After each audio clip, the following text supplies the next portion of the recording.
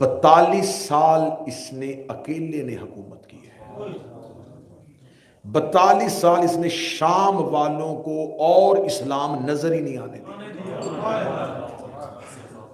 اس نے شام والوں کو دکھایا اسلام کا ایک رخ. شام کا اسلام اتنا غلیظ ہو گیا تھا.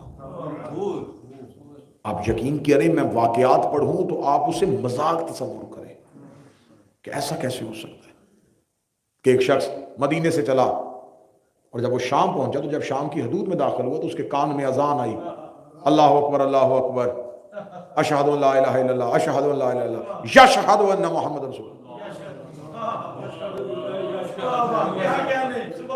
وہ شخص جو مدینے سے آیا تھا اس نے کہا یہ مؤذن کیسی اذان دے رہا ہے کہ ہم گواہی دیتے ہیں کہ اللہ ایک ہے اور یہ گواہی دیتے ہیں کہ محمد اللہ کا رسول. جب وہ مسجد میں یہ حقائق پڑھ رہا ہوں اسلام کے، جب وہ مسجد میں پہنچا تو اس نے کیا دیکھا کہ ایک نماز کھڑی ہو گئی ہے، جماعت ہو رہی ہے، اور جو جماعت کرا رہا ہے اس کی ایک ٹانگ مصلی پہ اور ایک ٹانگ مصلی سے باہر ہے.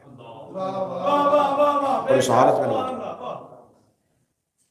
اس نے پیچھے کھڑی ہو کے جب یہ نماز ہوتی دیکھی اس نے کہا مسلمان اذان بھی غلط کر رہے ہیں، نماز بھی غلط. یہ دوڑا، اس نے کہا میں جا کے قاضی کو شکایت لگاتا ہوں. جب یہ قاضی کے پاس پہنچا تو دیکھا کہ قاضی کے سامنے لوگ آئے ہوئے ہیں اور وہ کوئی فیصلہ سن رہا ہے اور اس کے سامنے کھلا قرآن ہے اور ادھر شراب کا جام ہے اور وہ ایک گھونٹ شراب کا پیتا ہے اور قرآن پہ ہاتھ رکھ کے کہتا ہے یہ شراب ہے. اس کا آپ نے صرف سن کے کانوں کو ہاتھ لگایا. وہ مدینے سے آیا تھا، اس نے اصل اسلام دیکھا، خالص اسلام دیکھا. اس کے رونگٹے کھڑے ہو گئے. وہ دوڑا اور جا کے اس نے کہا میں مفتی اعظم کو شکایت لگاؤں. پتہ چلا کہ مفتی تو جنازہ پڑھانے کے لیے گیا ہوا ہے. وہ قبرستان کی جانب دوڑا تو اس نے عجیب منظر دیکھا، ایک زندہ شخص کو رسیوں میں لپیٹا ہوا ہے اور لوگ اس کو اٹھائے اور اسے زندہ ہی قبر میں دفنا کے مٹی ڈال دی اور مفتی دعا کروا کے واپس.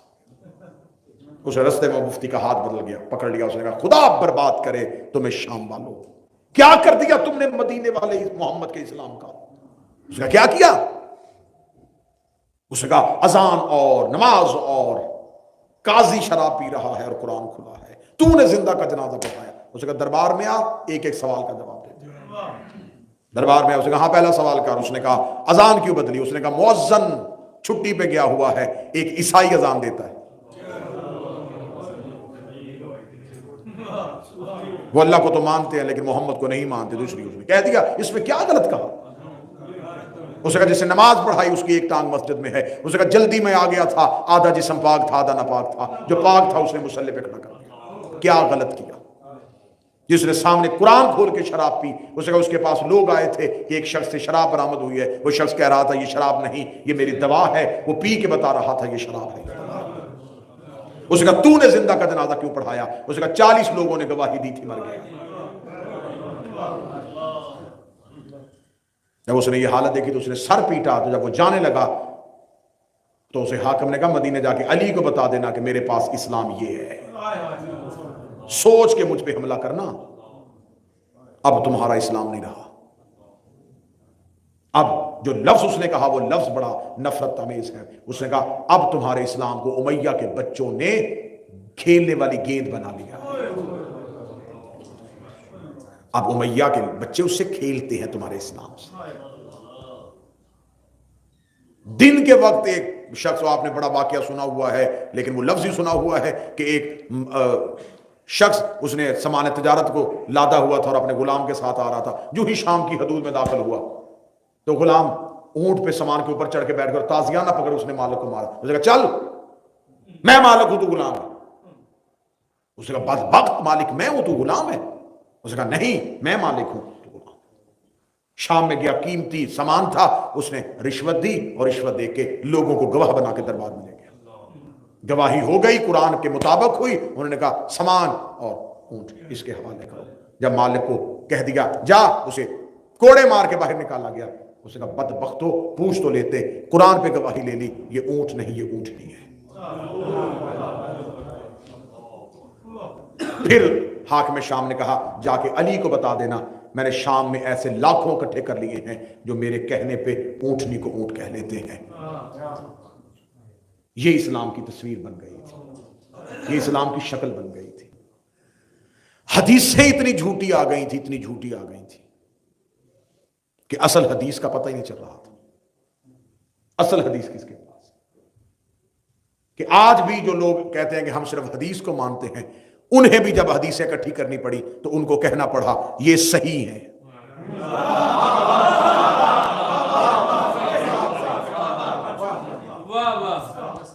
یہ بخاری کی صحیح ہے، یہ مسلم کی صحیح ہے۔ اس فتنوں کا دور، جھوٹی حدیثوں کا دور، رشوت کا بازار، جہالت عروج پہ پہنچ گئی، درہم و دینار سے نوازا جا رہا تھا۔ ادھر مدینے کی حالت کیا تھی؟ مدینہ کے لوگ اب جنگ نہیں کرنا چاہتے تھے۔ اکثر لوگ جنگ کرتے تھے مال غنیمت کے لالچ میں، ان کے گھروں میں اتنا مال بھر گیا تھا، اب انہیں غنیمت کی تمنا نہیں رہی تھی۔ انہوں نے حجت کے ساتھ خروج کرنے سے انکار کر دیا اور امیر المومنین کو تخت خلافت کوفے لانا پڑا۔ کوفہ میں مولا علی نے لشکر تیار کیا اور جمل کی جنگ ہوئی جو نتیجہ خیز ہوئی۔ اب کیونکہ مجھے وہ واقعات نہیں پڑھنے، یہ جنگیں نہیں پڑھنی، ورنہ ایک ایک مجلس ایک ایک جنگ کی نظر ہو جائے گی۔ وہ ایسے حساس موضوعات میں پڑھ پڑھ کے ریکارڈ کروا چکا ہوں تاکہ آنے والی نسلوں کے کام آئے کہ جمل کیا تھی اور صفین کیا تھی۔ جمل منطقی انجام تک نہ پہنچی، منطقی انجام تک پہنچ گئی۔ اس کے بعد صفین آئی، شام کا حاکم نہروں پہ آ گیا، علی کوفہ سے لشکر لے کے۔ اب یہ بات ذہن میں رکھیے گا، سب سے زیادہ جو امیر المومنین کے ساتھ لشکر جا رہا ہے وہ کوفے سے جا رہا ہے۔ یہ کوفے کے لوگ ہیں جو علی کے ساتھ جا رہے ہیں۔ امیر المومنین نے جا کے صفین کے میدان میں، اور ایک بات ہمیشہ ذہن میں رکھیے گا، امام جنگ نہیں کرتا، جہاد کرتا ہے۔ اسلام میں جنگ نہیں ہے۔ کوئی ایک پڑھا لکھا بندہ ہو جو مجھے اس جملے کی نزاکت سمجھ کے دل سے دعا دے، جنگ اور جہاد میں اتنا فرق ہے جتنا فاقے اور روزے میں ہوتا ہے۔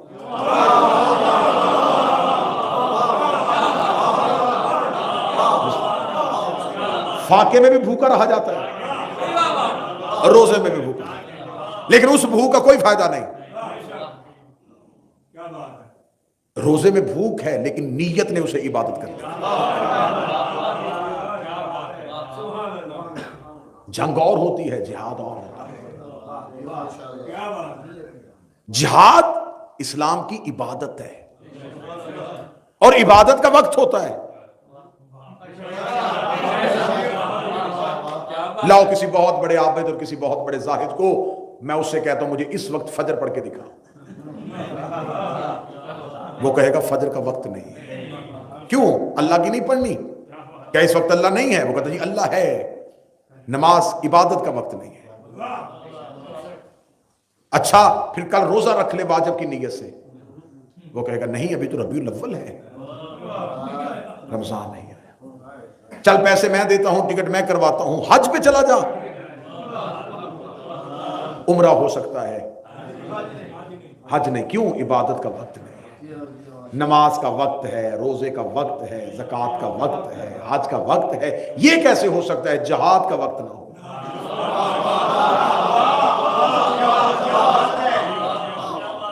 اور ان تمام عبادات سے سب سے زیادہ سینسٹیو عبادت جہاد ہے۔ وجہ بھی بتا دیتے ہیں۔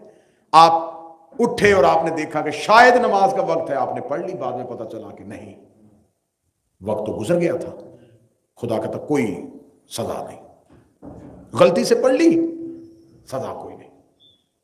روزہ رکھا تھا غلطی سے پانی پی لیا، احساس ہوا، خدا نے کہا نہیں ٹوٹا۔ غلطی سے نماز پڑھی جائے کچھ نہیں ہوتا، غلطی سے روزہ کھول لیا جائے کچھ نہیں ہوتا۔ اگر غلطی سے گردن کٹ گئی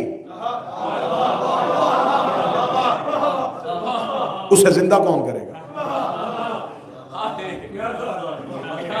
تو یہ کون بتائے گا کہ کس کی کاٹنی ہے؟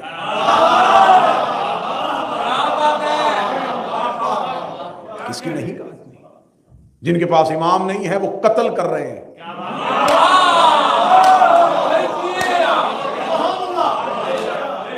جہاد امام کے پیچھے ہوتا ہے، اگر جہاد امام کی اجازت کے بغیر نہیں ہوتا تو جن سے علی نے جنگیں لڑی.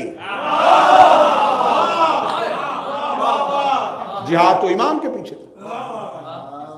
جہاد کا فلسفہ ایک اچھی سی لفظ سے سن لیں. صفین کی جنگ میں اب جب دیکھا نا کہ جنگ کی بازی پلٹ رہی ہے اور جنگ نہیں ہو رہی, امیر المومنین ایک دفعہ لشکر سے باہر نکلے تو امیر المومنین نے کہا تھا, اے سفیان کا بیٹا, کیوں لوگوں کو مروا رہا ہے, کیوں قتل کروا رہا ہے, آ میرے مقابلے پہ.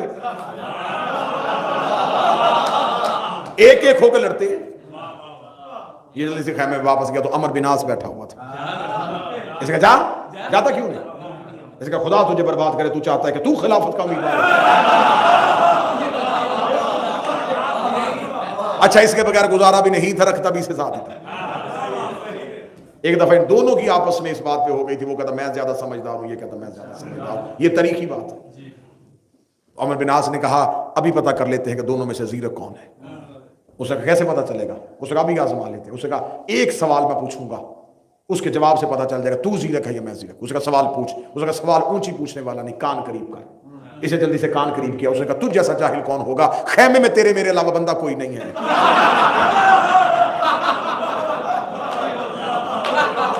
یہ آپ دیکھیں سٹینڈرڈ دیکھیں ذرا, یہ مزاج ہے ملوکیت کا.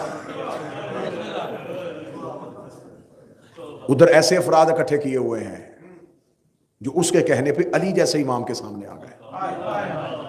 جب جیتی ہوئی جنگ یہ ہار رہا تھا تو اس نے عمر بن عاص سے کہا, اس نے کہا کچھ کر بازی پلٹ. اس نے کہا بازی پلٹنے کا ایک ہی طریقہ ہے, علی کے لشکر میں ایک سردار ہے جو بک سکتا ہے, جس کا نام محمد بن اشعث ہے.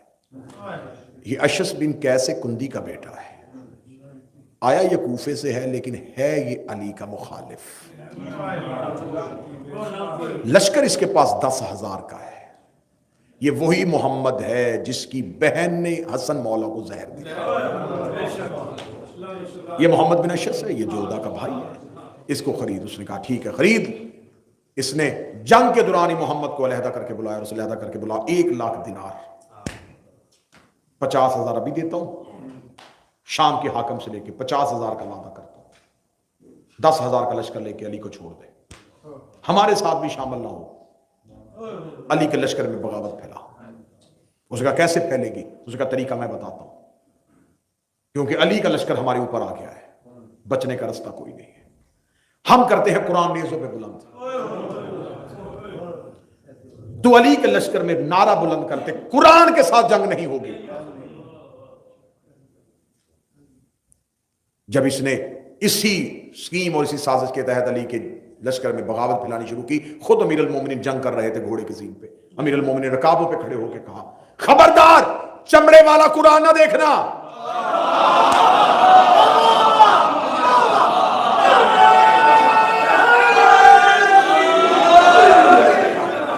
چمڑوں پہ قرآن لکھا ہوتا تھا نا اس دور میں, اور نیزوں پہ وہ چمڑے اٹھا لے. فرمایا چمڑوں والا کا نہ دیکھنا, اصل قرآن کو دیکھنا. جنگ کرو, کوئی پیچھے نہ ہٹے, ہم بالکل کامیابی کے قریب ہیں. علی نعرہ بلند کرتے جا رہے تھے اور لشکر میں بغاوت پھیل رہی تھی. آخر اس بدبخت نے کیا کیا, اس نے 10,000 کا لشکر دے کے علی ہی پہ حملہ کر دیا, اور علی کے تمام بیٹوں نے علی کے خیمے کا گھیرا باندھ دیا. علی کے بیٹے علی کے تحفظ میں کھڑے ہو گئے. اس نے کہا قتل ہو جائے گا مسلمانوں کا, ہم 10,000 کا لشکر لے کے ہم نہ اس کی طرف جائیں گے, قرآن نیزوں پہ ہے. علی کو خبر ہو گئی, مورخ لکھ دے گا علی نے قرآن کا احترام نہ کیا.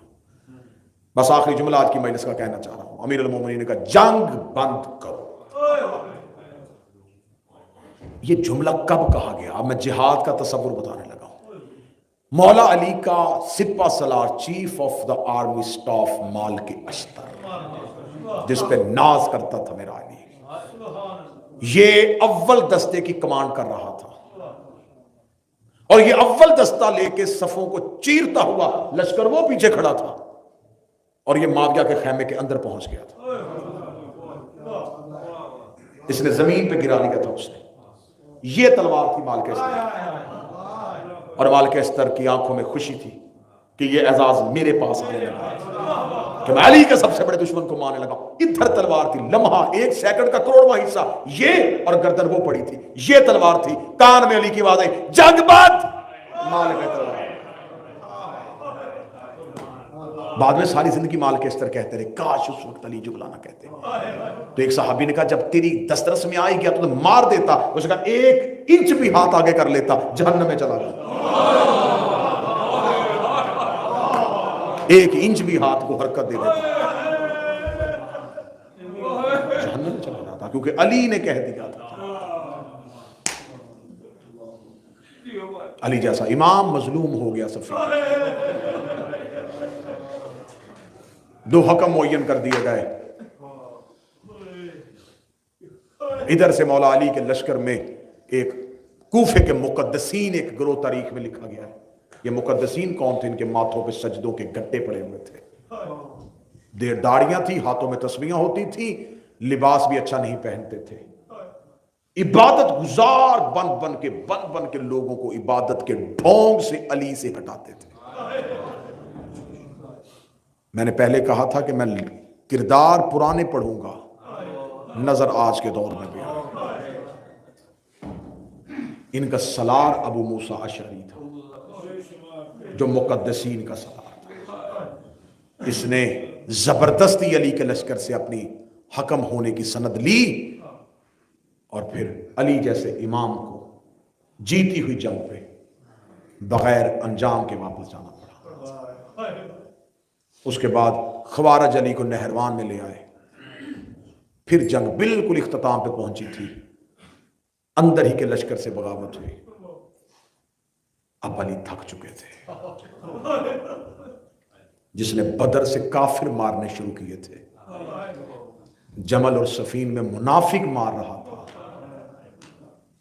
یا بار بار علی کو اپنے لشکر سے وہ لوگ جو منافقین کی صورت میں علی میں آ چکے تھے، علی کے لشکر میں تھے. علی جیسے امام کو خاموش ہونا پڑا.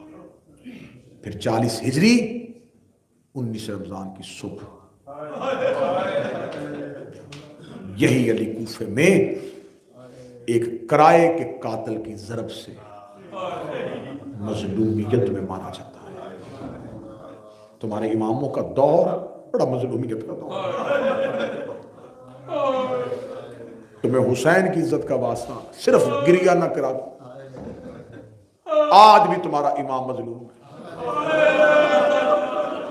میں جتنی تقریریں کروں گا میں نفسیات کی سمجھتے ہوئے جملہ کہنے لگا ہوں. آپ سوچ رہے ہوں گے کاش اس دور میں ہم ہوتے، کاش اس دور میں ہم ہوتے.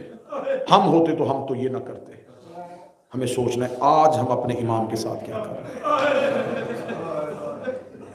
کوفہ کے لوگوں نے گریہ کیا تھا، میں پڑھوں گا اگلی مجلسوں پہ، انہوں نے حسین کی شہادت پہ گریہ کیا تھا، لیکن حسین کا ساتھ نہیں دیا.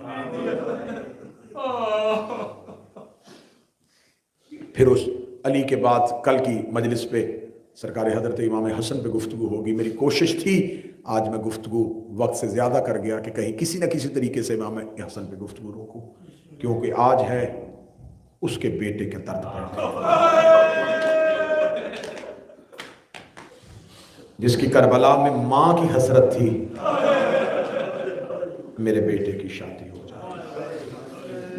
ہر ماں کی حسرت ہوتی ہے کہ میں اپنے بیٹے کو دلہا بنا ہوا دیکھوں، لیکن بیوہ ماں کی حسرت زیادہ ہوتی ہے. وہ بیٹا دیکھ دیکھ کے کہتی ہے کب بڑا ہوگا، کب تیرے چہرے دیکھوں گی، مجھے بیوہ ہونے کا دکھ ختم ہوگا. اگر کوئی بندہ آج تم سے کہے نا کہ جناب قاسم کی مہندی کربلا میں تو نہیں تھی، تو اس سے پوچھو سبیلے کیوں لگاتے ہو، خیموں میں تو پانی بھی نہیں تھا. کھانا کیوں کھلاتے ہو، خیام میں تو کھانا بھی نہیں تھا. وہ کہتے پانی پلاتے ہیں، حسرت تھی سکینہ کی.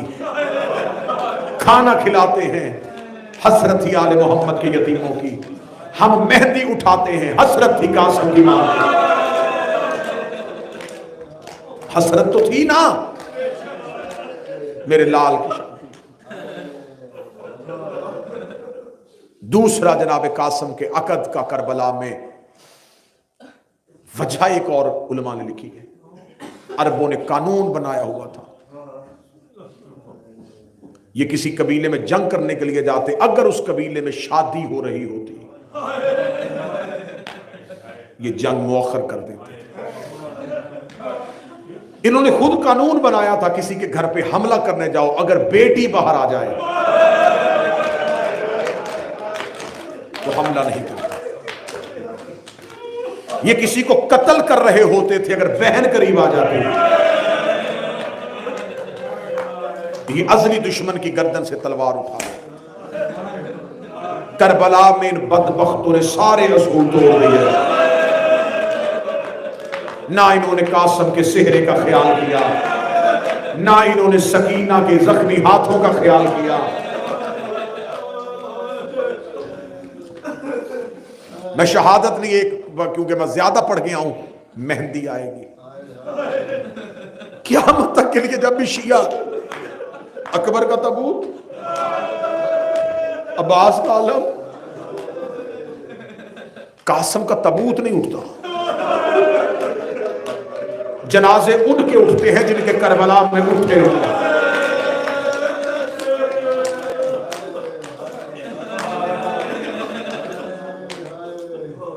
13 سال کا سن مبارک تھا حسن کے یتیم، حسن کی کمی پوری کی قاسم نے کربلا میں۔ جب شب عاشور اکبر و عباس خیام حسینی کا پہرا دے رہے تھے، اکبر کہتے تھے چچا عباس کل جب مقتل سجے نا، صبح سب سے پہلے مجھے اجازت دینا، میرے اندر حسین کے دشمنوں سے لڑنے کی بڑی انتقام کی آگ ہے۔ عباس کہتے اکبر خاموش، آپ حسین کی آنکھوں کا نور ہیں،